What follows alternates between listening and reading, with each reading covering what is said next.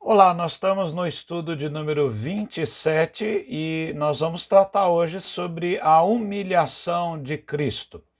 Nós temos hoje essa doutrina que é chamada da expiação substitutiva de Cristo, e ele substitui na sua maneira de sofrer por nós pecadores, de uma maneira em que ele venha tomar o nosso lugar.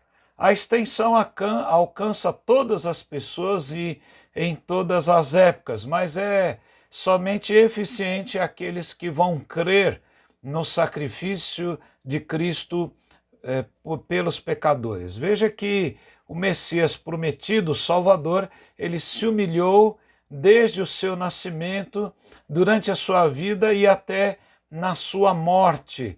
E ele o fez por mandato do Pai e também por vontade própria. A pergunta 27 diz em que consistiu a humilhação de Cristo. E a resposta é que a humilhação de Cristo consistiu em ele ter nascido, e isso em condição baixa, sujeito à lei, em ter sofrido as misérias desta vida, sofrido a ira de Deus e a amaldiçoada morte de cruz, e em ter sido sepultado e permanecer debaixo do poder da morte durante certo tempo.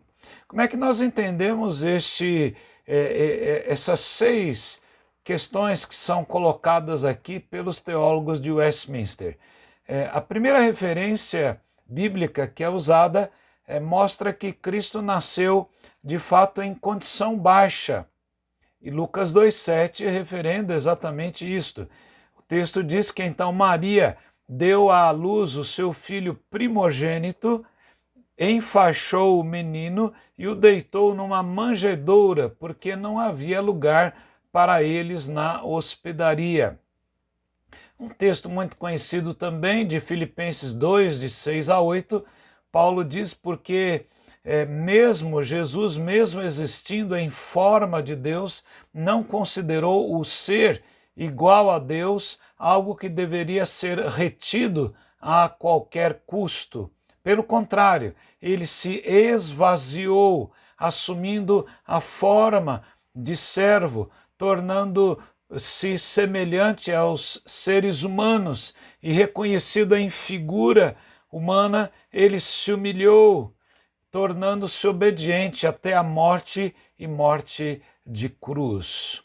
Então veja que Cristo nasce numa condição baixa e se humilha desta forma.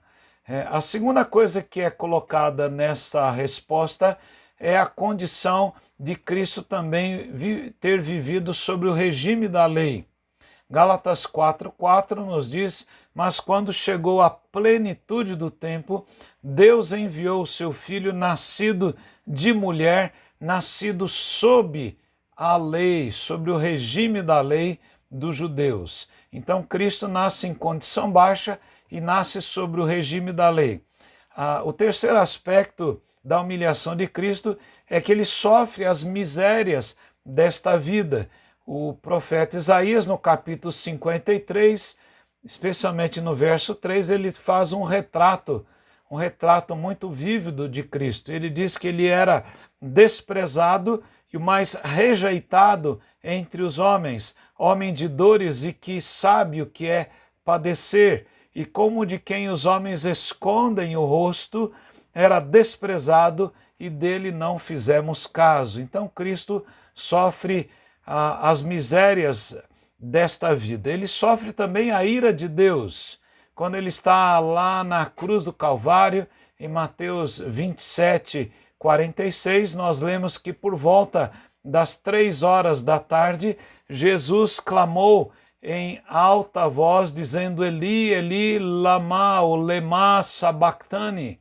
Isso quer dizer: Deus meu, por que me desamparaste? Então, porque ele estava levando ali os nossos pecados, a ira de Deus, então permaneceu sobre os pecadores pelos quais ele levava ali os pecados deles. Então, veja que Cristo não somente nasce na condição baixa, está sob o regime da lei, está sobre as misérias da vida, está sobre a ira de Deus, mas ele também agora, há dois aspectos muito importantes na expiação de Cristo: a amaldiçoada morte na cruz e também o poder da morte que a morte teve sobre ele. Gálatas 3,13 nos diz que Cristo nos resgatou da maldição da lei, fazendo-se ele próprio maldição em nosso lugar, porque está escrito: maldito todo aquele que for pendurado no madeiro. Então a condição de morte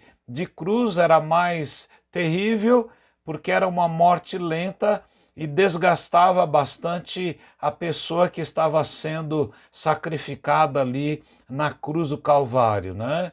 Então nós podemos entender que ele passa por uma morte amaldiçoada, como era a morte entendida ali na sua época: maldito todo aquele que for pendurado no madeiro. Era isso que estava escrito então pelos judeus e entendido por eles. Então Jesus se faz maldição por nós.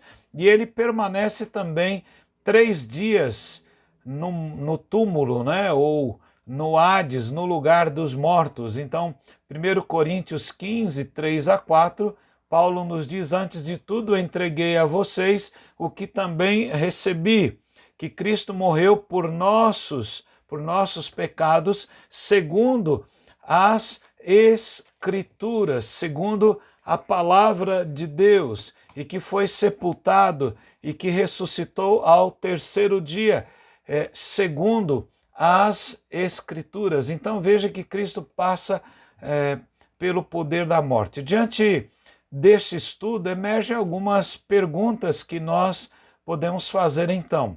O que é que nós estamos então, como cristãos, fazendo pelo Cristo, pela sua humilhação, de tanto que ele sofreu, de tanto que ele se desgastou por nós? O que é que nós estamos fazendo por ele? A segunda pergunta: o que é que temos que renunciar por sua causa? Há alguma coisa que você deveria renunciar para servi-lo melhor, para aceitá-lo primeiramente como Salvador e Senhor?